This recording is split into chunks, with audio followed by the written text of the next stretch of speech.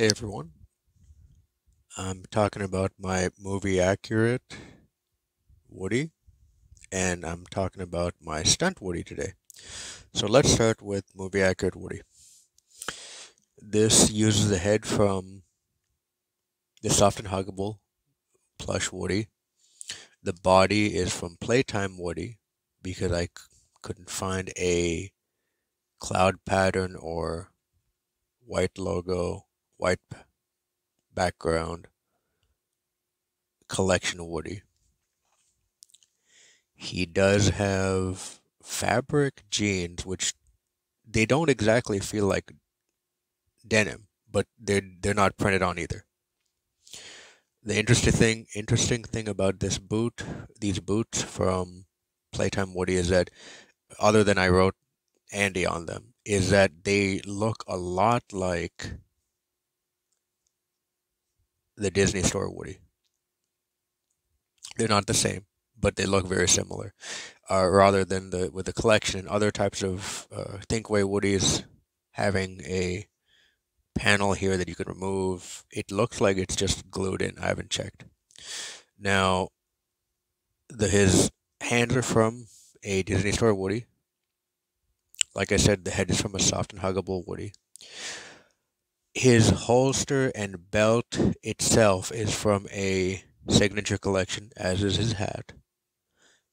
And his belt buckle is from Playtime Woody. So I had to remove this carefully, push it back through the holes, and try to attach it in the back inside his body, using those little safety eye um, clips, little round pieces of plastic. So he is as close as I can get to movie accurate. Now in the back, he does have the Divine Child voice box that I put in. I've done another video of how I managed to open up the stitching on the inside of this doll and put some some cotton pieces here, cotton stuffing, batting, in his chest between the fabric of his shirt and then the internal plain fabric which would hold the voice box. So he's got a little bit of stuffing here. It's not completely, it's not all hard plastic. Now, moving on to Stunt Woody. Stunt Woody is, again, it has a soft and huggable head. The hands, again, are from a Disney Store Woody. The body this time is from a Mattel Second Strum and Woody. And I chose this specifically because it didn't come with a voice box in the doll. It came with the voice box in the guitar. So originally you would hold his hand up to the guitar and the guitar would start playing music and start singing and talking. And I chose this specifically so I could have a Woody that I can kind of throw around, be a little slightly rough with, and nothing would happen to him. There's no electronics, nothing to break, even by mistake.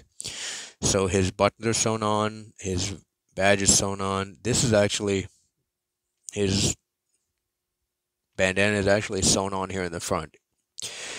His belt is original to the doll. This had to be glued together, the front of the belt to the inside part of the belt, so it wouldn't open up. I did take out his holster and I replaced it with the holster from a Disney Store Woody because the original Mattel holster, instead of having a rivet or something here, it's actually just got a little plastic peg that's holding it together and it can get lost very easily.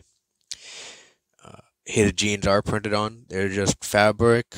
They're very, very similar to what you would see on Barbie and Ken. So being from Mattel, I can understand that. His fabric of the shirt is a bit thinner.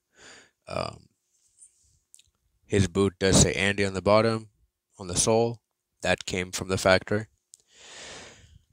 And what I did with him was I wanted something closer to Toy Story 4. So if you've seen Toy Story 4, I've basically removed the sewn on pull string. You can see where the little loop of fabric used to be here.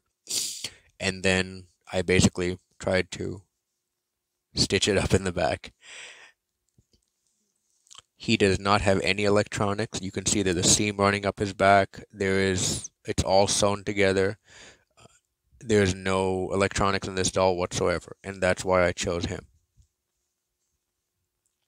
So this is a Woody I can take with me and go places or use for live action and not feel bad that I'm damaging or intentionally breaking or doing something to a very highly sought after collectible. This Woody, of course, I can take places, and I have used him for live action. My movie accurate Woody, or what I'm calling my movie accurate Woody. I have used him for live actions, but I've been pretty careful with him. I'm not going to drop him on the floor. I'm not going to send him, flying off a recliner or anything like that.